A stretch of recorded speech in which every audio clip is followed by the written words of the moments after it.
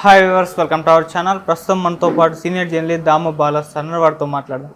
నమస్కారం సార్. నమస్తే సార్, జగన్ గారు సీక్రెట్గా వేణుస్వామిని కలిశారు, కలవడమే కాదు రాజశ్యామల యాగం కూడా చేశారు అన్న ఒక వార్తలు రావడం చూస్తున్నాం సార్.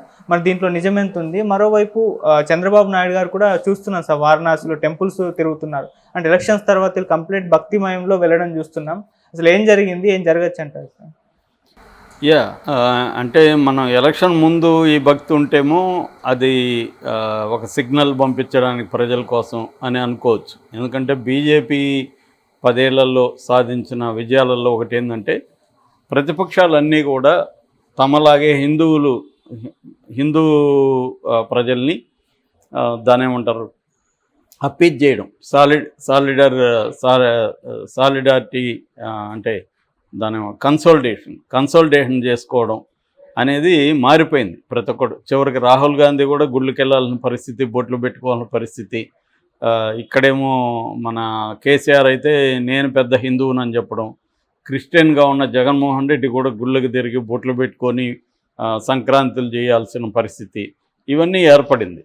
దీనికి ప్రధాన కారణం బీజేపీ ఎప్పుడైతే హిందూ మతం మీద గుత్తాధిపత్యం సాధించిందో, సో మిగతా రాజకీయ నాయకులందరూ కూడా అదే పద్ధతిలో వెళ్ళారు. చివరికి మమతా బెనర్జీ కూడా నేను అతిపెద్ద హిందువునని చెప్పి ఆమె అక్కడ దుర్గా పూజలు అవన్నీ కండక్ట్ చేయడం, ఇలాగ ప్రతి ఒక్కరు మనకి తమిళనాడులో కొంత, కేరళలో కొంత మాత్రమే భిన్నంగా కనిపిస్తుంది తప్ప మిగతా అందరూ కూడా మేము ఎక్కువ పెద్ద హిందువులు అని చెప్పుకునేదానికి పోటీ పడే పరిస్థితి వచ్చేసింది. ఓకే. సో ఈ కాంటెక్స్ట్లో ఎన్నికల ముందైతే ఇది కరెక్టే, కానీ ఇప్పుడు ఎన్నికలైనాక జగన్ ఎందుకు ఇలా చేస్తున్నాడు అనేది ఒక ప్రశ్న. అట్లాగే చంద్రబాబు అక్కడ వారణాసికి వెళ్ళి ఆయన వెంటనే రాకుండా యాక్చువల్గా నిన్న ఎన్ఆర్ఐ మీటింగ్ ఉన్నింది. ఎన్ఆర్ఐలు పెద్ద ఎత్తున తరలి వచ్చి తమకు సహాయం చేశారని ఎన్ఆర్ఐలకు విందిచ్చి సాగనంపాలి. దానికి చంద్రబాబు అటెండ్ అవ్వాలి. కానీ ఆయన అటెండ్ అవ్వకుండా వీడియో కాన్ఫరెన్స్లో వాళ్ళని అభినందించి ఏదో మాట్లాడాడు. అంటే అర్థం ఏంటి? ఆయన గుళ్ళకి ఇంకా అక్కడ తిరుగుతున్నాడు. సో జగన్ ఏమో 2 విషయాలు జగన్ మీద బయటకు వచ్చాయి. ఒకటేమో వేణుస్వామితో సీక్రెట్ మీటింగ్ అనే ఒక కారులో వాళ్ళిద్దరు కూర్చున్న ఒక వీడియో బయటకు వచ్చింది. నిజానికి ఆ వీడియో మనం కానీ ఫ్యాక్ట్ చెక్ చేస్తే అది ఇప్పటిది కాదు, అది 2019 వీడియో. కానీ దాన్ని ఎవరో తెలుగుదేశం వాళ్ళు దాన్ని పాపులరైజ్ చేస్తున్నాడు. ఇప్పుడు వేణుస్వామితో రహస్య మీటింగ్ అని, ఇప్పుడుది కాదు అది. అయితే రెండవ అంశం రాజశ్యామల యాగం జరుగుతుందని, అది నిన్న పూర్తయిందనేది ఫోటోలు వీడియోలు వచ్చాయి. అదైతే వాస్తవమే. ఇది ఇప్పటిది కాదు, 41 రోజుల నుంచి రాజశ్యామల యాగం చేస్తున్నాడు జగన్. దాదాపు 45 మంది శ్రీ మహారుద్ర సహిత రాజశ్యామల సహస్ర చండీ యాగం దాని పూర్తి పేరు. దీంట్లో బ్రహ్మశ్రీ నల్లబర్ది శివరామ ప్రసాద్ శర్మ ఆధ్వర్యంలో 45 మంది వేద పండితుల కలిసి ఈ రాజశ్యామల యాగం నిర్వహించారన్నమాట 41 రోజులుగా. సో ఇది నిన్న కంప్లీట్ అయింది. ఆ సందర్భంగా జగన్ కూడా దాంట్లో పాల్గొన్నాడు. సో ఈ రాజశ్యామల యాగం అనేది బ్రహ్మాండ పురాణంలో ఉన్న రాజశ్యామలాదేవి లేదా ఆమెకి ఇంకా మాతంగి, సరస్వతి, తర్వాత మంత్రిని దేవత, ఇలాంటివో రకరకాల పేర్లు ఉన్నాయి. ఇదంతా కూడా తాంత్రిక్ ట్రెడిషన్ నుంచి వచ్చిందనే ఒక ఇది కూడా ఉంది. దీంట్లో మనం వెబ్సైట్లలోకి వెళ్ళినా చాలామంది యాడ్లు కూడా కనబడతాయి. రాజశ్యామలు చేసుకోవాలంటే మమ్మల్ని కాంటాక్ట్ చేయండి, ఇంత డబ్బులు కట్టండి దీనికి అని మనకు కనబడతాయి. ఆ డబ్బులు కడితే మనకు వచ్చి రాజశ్యామల యాగం చేసి పెట్టిపోతారన్నమాట. జనరల్గా ఇంతకుముందేమో ట్రెడిషనల్గా రాజశ్యామల యాగం ఎక్కువగా విజ్ఞానానికి, జ్ఞానానికి, చదువు కోసం, చదువు బాగా రావాలని ఇవన్నీ చేసేవాళ్ళు. ఓకే. అయితే అంటే ఫస్ట్ టైం స్కూల్లో పిల్లల్ని చేర్చేటప్పుడు రాజశ్యామల యాగం చేసి వాళ్ళని స్కూల్లో పిల్లల్ని చేర్చడం ఇట్లాంటివి చేసేవాళ్ళు. లేదా అబ్రాడ్కి వెళ్తుంటే చేయించి పంపించడం హయ్యర్ ఎడ్యుకేషన్కి, ఇలాగే చేసేవాళ్ళు. కానీ అది మెల్లగా ఏమైందంటే అధికారం కోసం కూడా రాజశ్యామల యాగం చేయడం అనేది మెల్లగా స్టార్ట్ అయింది. నాకు తెలిసి కేసీఆర్ చేసిన ఎవడు చేస్తున్నాడు, కేసీఆర్ విపరీతంగా, అది కూడా చాలా పెద్ద స్థాయిలో కేసీఆర్ చేశాడు. మేబీ దీని తర్వాత చంద్రబాబు కూడా గతంలో చేశారు, ఈ మధ్య కూడా చంద్రబాబు కూడా చేశారు ఇవి. దాంతో జగన్ కూడా చేస్తున్నాడు. మేబీ జగన్కి ఆల్రెడీ దైవభక్తి ఇవన్నీ ఉన్నాయి, కాకపోతే ఏంటంటే వీళ్ళందరూ మర్చిపోయింది ఇండియా సెక్యులర్ కంట్రీ అనే విషయాన్ని మర్చిపోయారు. మర్చిపోవడం కాకుండా సెక్యులర్ అని ఎవరన్నంటే కొట్టే పరిస్థితి కూడా వచ్చేసింది. ఇప్పుడు మొన్న వరంగల్లో సెక్యులర్ అనే సభ పెడితే కొట్టారు కూడా కదా, వాళ్ళని తరిమేశారు. అలాగా నిజానికి మన రాజ్యాంగం సెక్యులర్ కంట్రీ అని డిఫైన్ చేస్తుంది. అంటే సెక్యులర్ కంట్రీ అంటే అధికారంలో ఉన్నవాళ్ళు ఒక మతాన్ని బహిరంగంగా ప్రోత్సహించకూడదు, ఈ మతాతీత రాజ్యం అన్నమాట. అందుకని లౌకిక రాజ్యం అంటారు. కానీ బీజేపీ తీసుకొచ్చేసి దీన్ని ఆల్మోస్ట్ హిందూ రాజ్యంగా మార్చేస్తుంది. సో దీన్ని ఇప్పుడు ఎవరైనా మనం లౌకిక అనగానే నువ్వు కమ్యూనిస్టు, నువ్వు నాస్తికుడు వేరు, లౌకికవాది వేరు. లౌకికవాదికి భక్తి ఉంటుంది, అన్నీ ఉంటుంది. భక్తిని నీ మతాన్ని పర్సనల్ లెవెల్లో ఉంచుకో, బహిరంగంగా దాన్ని ఇచ్చేయద్దు అని చెప్పేదే లౌకిక రాజ్యం.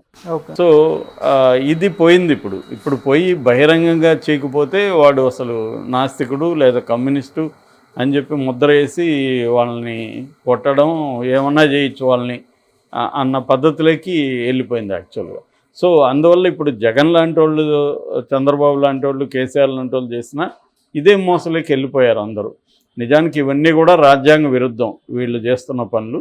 కానీ అది ఇప్పుడు ఎవరు కూడా పాటించట్లేదు. అందరూ కూడా హిందూ మతాన్ని మేమే కాపాడుతామని బయలుదేరుతున్నారు. ఎవరికి కూడా వీళ్ళకి నిజంగా హిందూ మతం మీద ప్రేమ ఉందా అంటే అదేం లేదు.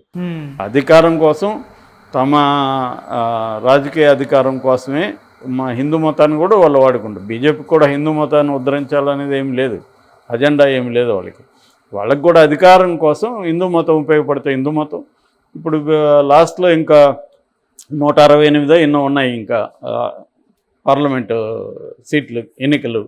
సో మోడీ సడన్గా మార్చాడు. మొన్నటి వరకు మోడీ ఏం చెప్పాడు, ముస్లింలకి ఎక్కువ మంది పిల్లల్ని కంటున్నారు, వాళ్ళ జనాభా పెరిగిపోతుంది, కాంగ్రెస్ వాళ్ళు అధికారంలోకి వస్తే మీ తాలిబొట్లను కూడా తీసి ముస్లింలకు ఇచ్చేస్తారు, సో మొత్తం ఆస్తులన్నీ కూడా ముస్లింలకు పంచేస్తారు అని ఒక నెరేటివ్ని బిల్డప్ చేసి సడన్గా మోడీ మొన్న ఒక న్యూస్ నెట్వర్క్ ఇచ్చిన ఇంటర్వ్యూలో అసలు నేను ముస్లింల గురించి ఎప్పుడు విచక్షణ చూపించలేదు, నేను ముస్లింలు ఎక్కువ మంది పిల్లల్ని కనుక్కుంటున్నారని నేను చెప్పలేదు, పేదవాళ్ళందరూ కనుక్కుంటారు, అసలు నాకు ముస్లింలు చిన్నప్పటి నుంచి ఫ్రెండ్స్ ఉన్నారు, మా ఇంట్లో పక్కన ఈద్ జరిగితే మేము వాళ్ళ ఇంట్లో పోయి తినేవాళ్ళం, ఇవన్నీ చెప్తున్నాడు.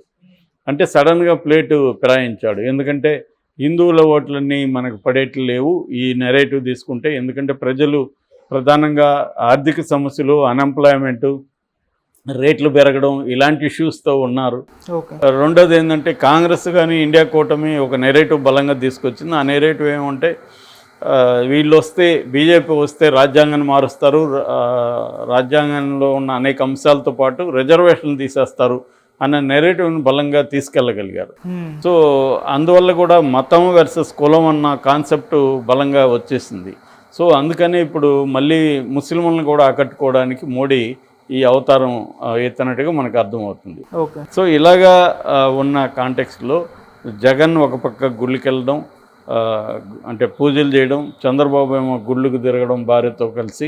సో అంటే వీళ్ళు అధికారం మాకే రావాలి, మేమే గెలవాలని దేవుళ్ళని, యాగాల్ని నమ్ముకుంటున్నట్టుగా కనబడుతుంది. అంటే ఎప్పుడు నమ్ముకుంటారు, క్లారిటీ లేనప్పుడు. గ్యారంటీగా చంద్రబాబు గెలుస్తాడని చంద్రబాబుకుంటే గుళ్ళు తిరగాల్సిన అవసరం లేదు ఆయనకి.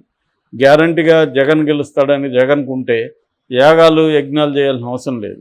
వీళ్ళకి ఏంటంటే 100% నమ్మకం లేదు ఎవరికి కూడా, మనమే గెలుస్తామని. ఇరువైపులా లేదు, ఇరువైపులా కూడా చెబుతున్నారు కానీ ఇరువైపులా లేదు. పెద్ద ఎత్తున దాదాపు 2% ఓట్ల పోలింగ్ పెరిగింది లాస్ట్ కంటే. లాస్ట్ 79.80 ఉంటే ఇప్పుడేమో 81.66 ఉంది.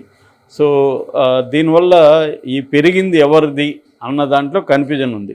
పెద్ద ఎత్తున మహిళలు, ముసలి వాళ్ళు, రైతు కూలీలు వీళ్ళు వచ్చి వేశారు కాబట్టి మాకే అదేని వైసీపీ అంటుంది. లేదు, పెద్ద ఎత్తున ఒక హైదరాబాద్ నుంచే 30 లక్షల మంది వెళ్ళారని ఒక నెరేటివ్ ఉంది. ఈ 30 లక్షలు మాకే వేశారని తెలుగుదేశం ఉంటుంది. అయినా కూడా కాన్ఫిడెన్స్ లేదు ఎవరికి గట్టిగా. సో దీని నుంచి వాళ్ళకి ఎప్పుడు మనుషులకి అన్సర్టనిటీ పెరిగితే భక్తి పెరుగుతుంది. మనకి సర్టనిటీ ఉన్నదనుకో ఇబ్బంది లేదు. అన్సర్టనిటీ ఉంది, మనకి ఉద్యోగం వస్తుందా రాదా అని అన్సర్టనిటీ ఉన్నప్పుడే కదా గుడికి వెళ్తాడు.